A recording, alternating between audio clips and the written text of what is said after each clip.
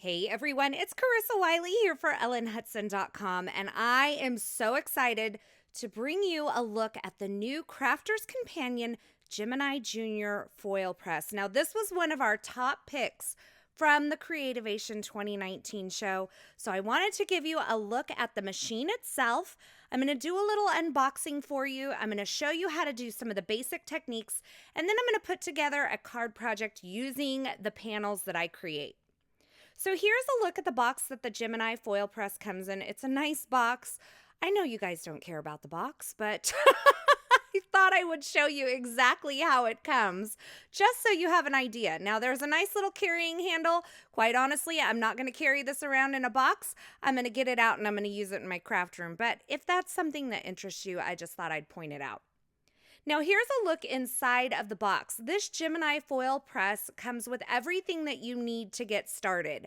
And in this little package right here, you're going to have your registration materials, your metal shim, your top plate, and an instruction guide.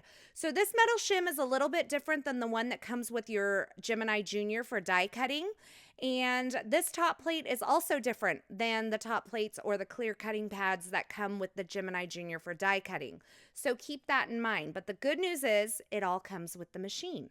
Now, speaking of the machine, here's a look at it. You have your foil press platform, which slides into the actual unit that provides the power. Now, in this box, you'll also find a roll of the gold foil. This is for paper crafting. There are a couple of different types of foils, and we'll go over that in just a minute. There are some silicone finger grips. These protect your fingers from getting burned. I am not so great with these. I'm going to be really honest. But those are there to protect your fingers. You're also going to get a silicone cooling mat. That's to put your plates on as they're cooling down.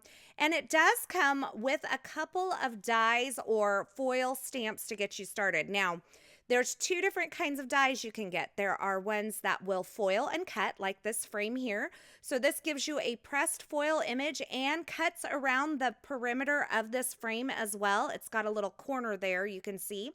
And then there are the foil stamps. Now these just press an image into your cardstock. They don't actually cut. And you can see that the two different types of dies or stamps have different colors. The ones that actually cut are a little bit darker than the stamps themselves. Now there are some magnetic tweezers and it comes with your cord as well. You want to make sure that's pressed all the way into the machine, and then you're going to turn it on the side. You're going to see the power button lights up. I'm going to press it again to turn it on to the lowest setting. Now that lowest setting is the one that you're going to want to use when you are using paper with this. The higher settings are for things like faux leather and thicker materials. Now this machine also has a built-in timer. I just adjusted it to 15 seconds. And when this platform fully heats and is ready to go, that red light by the temperature setting will turn green and will have an audible beep. But you want to make sure that you're being careful at this point because that purple area of the foil press platform will be getting hot and heating up. Now, while this is heating up, I wanted to give you a look at some of the different foils that are available here. There's a beautiful range of colors, and here are some of my favorites. Of course, we have the gold, and then we have that really cool holographic silver and kind of a glittery gold as well, which is what I'm going to be using today. So these are some of my favorites, but you can see they come in a range of colors, so you are ready to go for whatever occasion you may need it for. Now, I do want to mention that these are thermal foils. They are not transfer foils, so they are not the same as the ThermoWeb foils. These are a thermal foil. I know that's kind of confusing because ThermoWeb has therm in it, but ThermoWeb foils are transfer foils. They are not thermal foils. Now here's a look at the two different kinds of foil. The one here on the left, that has a craft core to it. That is a multi-surface foil, and that has a higher setting temperature than the paper craft foil that's here on the right-hand side that has the white core. Now this white core or this paper craft foil here, this has a lower heat setting temperature than the multi-surface, and it's going to be the one that you're going to want to use on papers.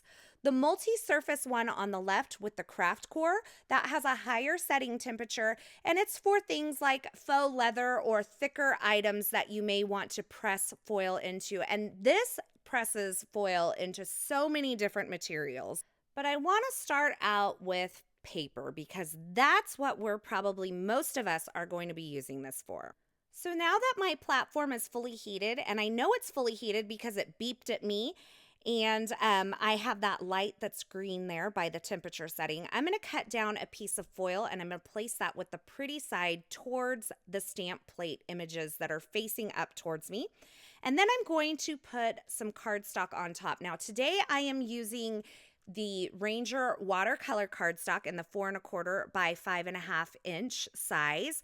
This would also look really beautiful on the Essentials by Ellen letterpress paper. Now that I have that done, I am going to go ahead and take my top plate and put that on top of that entire sandwich that I've created there. And I'm going to pull the platform straight out from the machine, and I'm going to run it through my Gemini Junior, and you can see that that is pressed into that paper. Now you can use any kind of cardstock with this and it's going to work. You don't need toner. This transfers just by heat. So by heating the plates and then pressing it into the paper, you're going to get a beautiful image.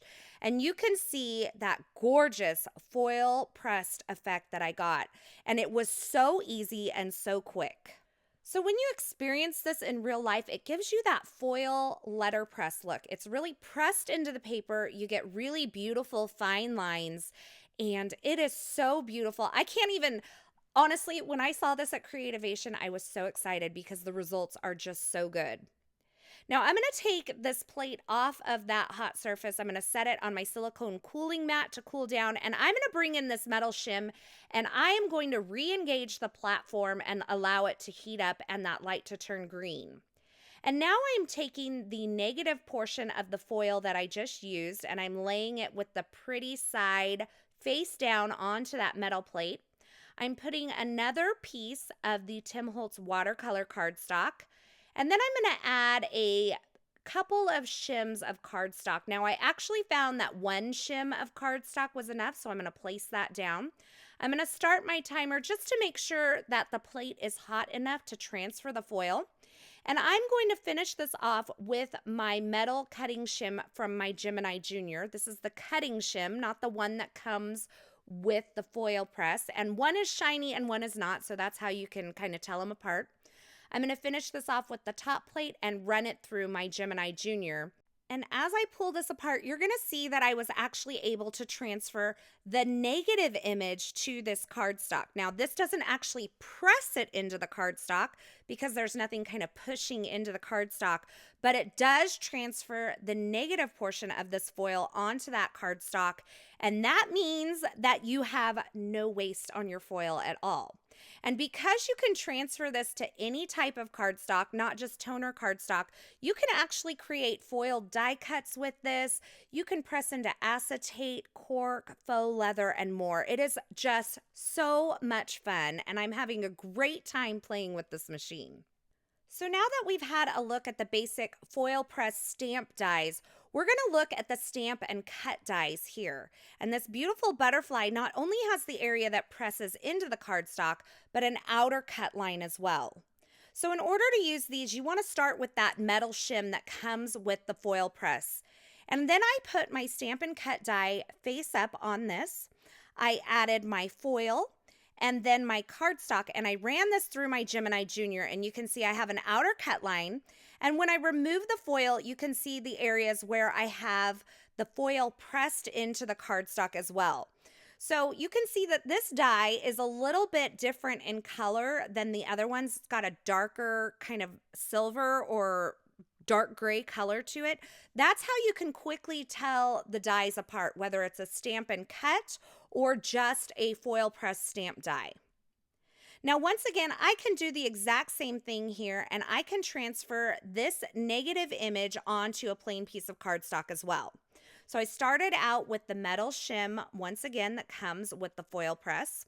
Then I have that leftover foil, my cardstock, one cardstock shim. I have my metal shim from the Gemini Junior and then my top plate, and I will run that through my Gemini Junior, and I'm able to transfer once again that negative image onto this cardstock so that there's no waste. And I think that's really cool because you get the opposite effect. Now, I know some of the questions you all are going to ask. Here's some of the pieces that I've created. They're so beautiful.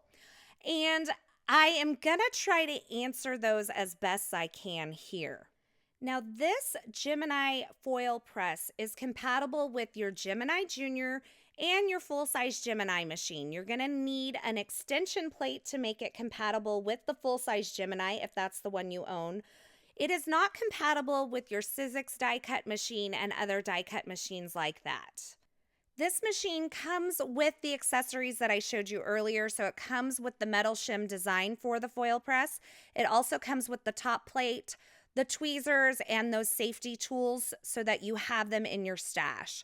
I have that additional metal shim because I own the Gemini Junior, and that comes with the Gemini Junior when you purchase that as well. Now here's a look at some of the other designs that I've used. A polka dot background. I had a confetti border there. So there are quite a few different foil stamps that you can get for the Gemini Junior.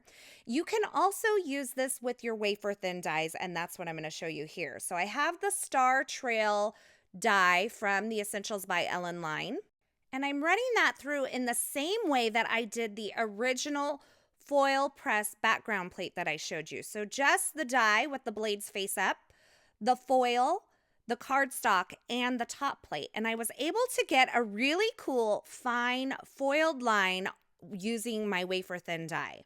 Now I also experimented with some acetate because I thought that would be a really cool look, and I was able to achieve great results on acetate as well. I didn't have to change anything up.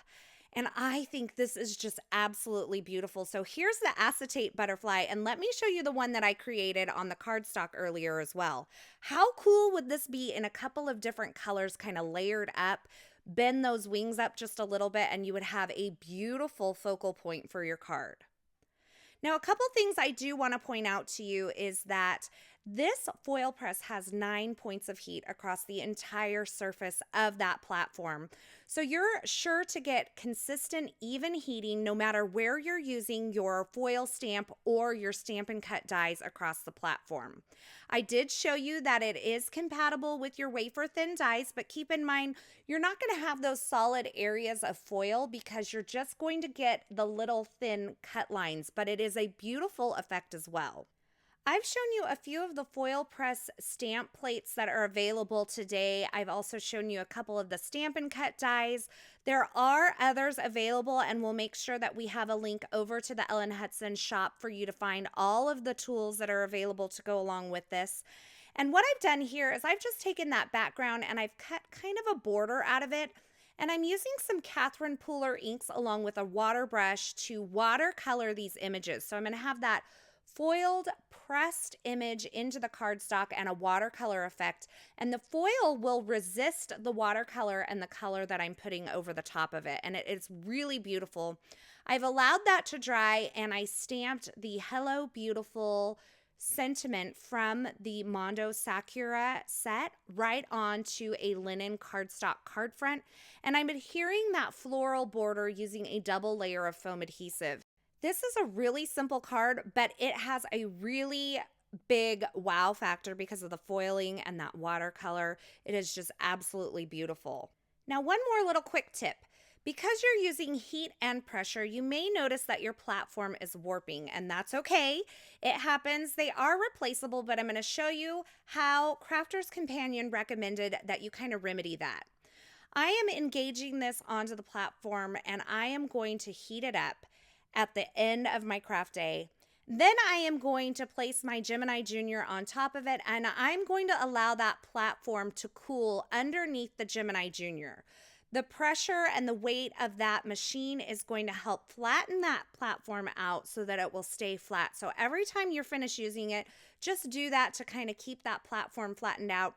And if you find that it is just too warped, you can't save it, they are replaceable. But if you do that each time, you should be good to go. So in addition to this Hello Beautiful card, I created a few more cards and I wanted to share those with you here. I used various different foil stamps from Crafter's Companion, as well as wafer thin dies from the Essentials by Ellen line, and some simple die cut and stamp sentiments to create these cards. I really wanted to keep them simple because I wanted the focus to stay on that really beautiful foil pressed technique that's on the front of all these cards. So you can see I use this distressed border here to create a simple wedding card.